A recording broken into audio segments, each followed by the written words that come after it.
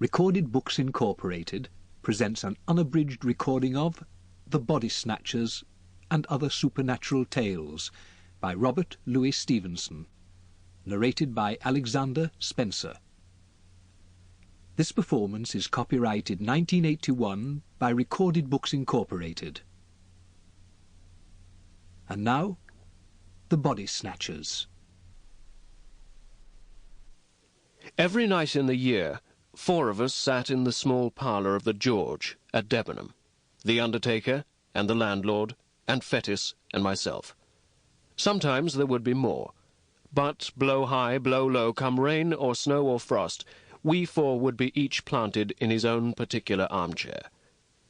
Fetis was an old drunken Scotsman, a man of education, obviously, and a man of some property, since he lived in idleness. He'd come to Debenham years ago, while still young, and by a mere continuance of living had grown to be an adopted townsman.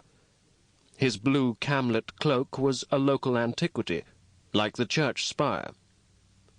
His place in the parlour at the George, his absence from church, his old crapulous disreputable vices, were all things of course in Debenham.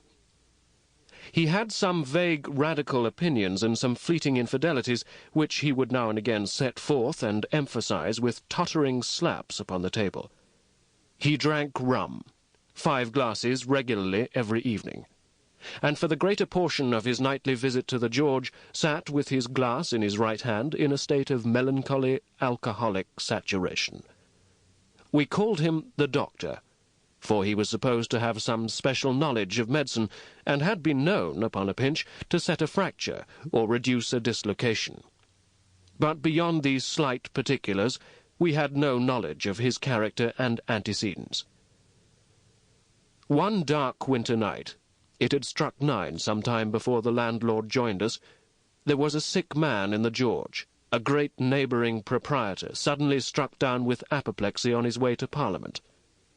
And the great man's still greater London doctor had been telegraphed to his bedside. It was the first time that such a thing had happened in Debenham, for the railway was but newly open, and we were all proportionately moved by the occurrence. "He's come," said the landlord, after he had filled and lighted his pipe. "He?" said I. "Who? Not the doctor." "Himself," replied our host. "What's his name?" "Dr. Macfarlane," said the landlord. Fetis was far through his 3rd tumbler, stupidly fuddled, now nodding over, now staring. Sample complete. Ready to continue?